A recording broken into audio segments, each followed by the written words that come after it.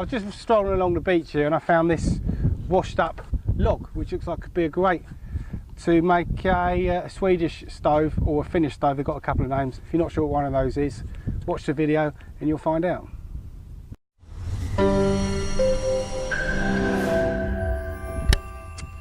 I've decided to leave this video virtually in real time so you can see the full process of me building this Swedish stove. Now this means there's going to be several minutes of me on screen beating away on my wood.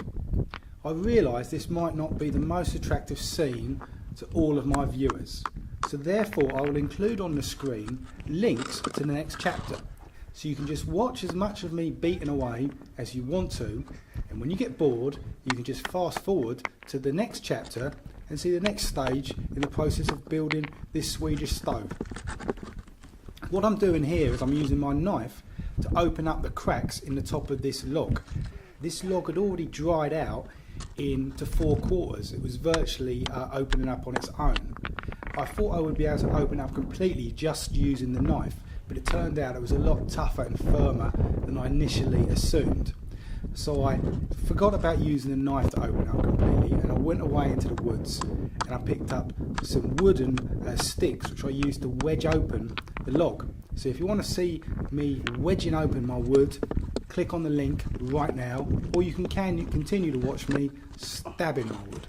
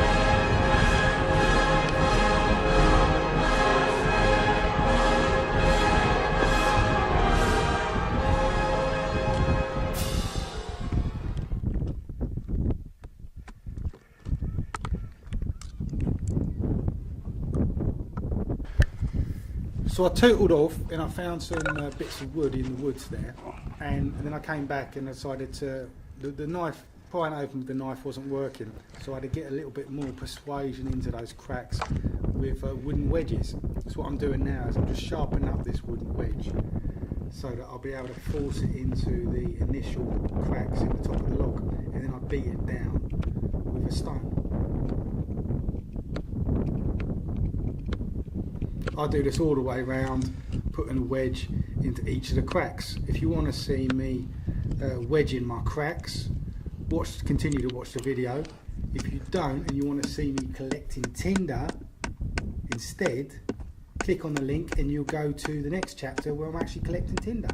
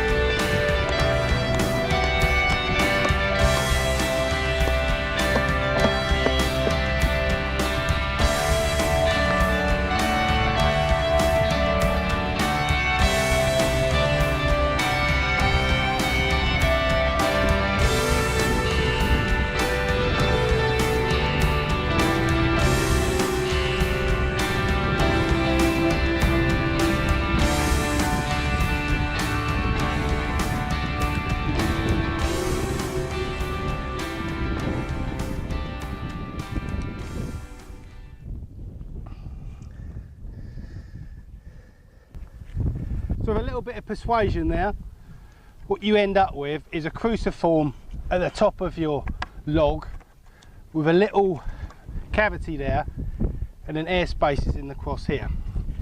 The idea being now you actually start a fire inside there, and this will burn for a very long time, and because it's flat on top you can also put a pot on top and cook with it. And this method of cooking was used a lot by the Finnish army in the Second World War, because you could have a very controlled fire that was quite discreet and they wouldn't be found by the Russians. This is a juniper tree, and the bark of the juniper tree makes great tinder. It's right up there with birch in terms of natural tinders for getting fires going. I'm going to take this and I'm going to use this to get the stove started. Just use your knife to scrape off the bark.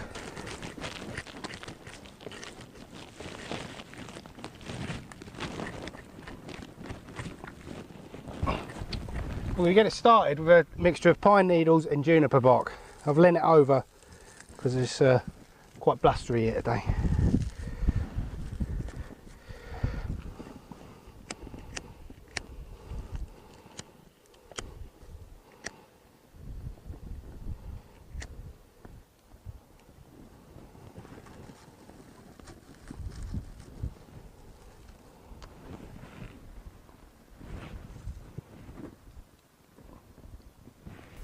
Okay, this is another process which takes a few minutes. I'm basically building up the fire, and then in a minute you're going to see me blowing into the wood to build up the heat within the log, to get the log burning just on its own, just so the actual main part of the log is burning and not all these little bits of tinder and the kindling that I'm putting in there. If you want to see me blowing on the wood, continue to watch. If you want to fast forward to the wrap up of the video, click that link now. These are birch twigs.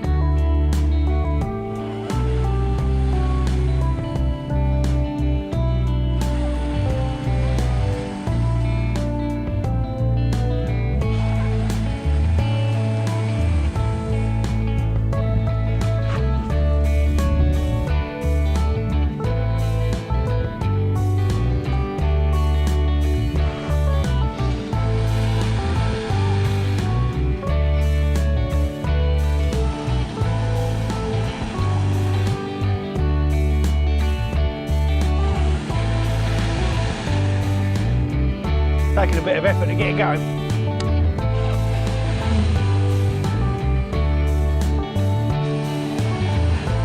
But this is real life.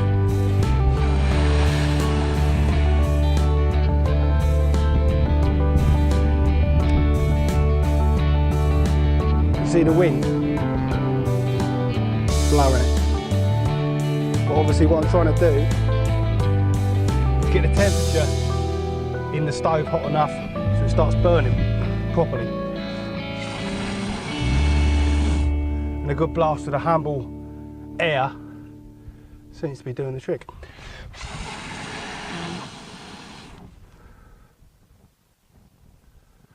And I'm adding a little fuel on top just to give it a helping hand there, get an updraft.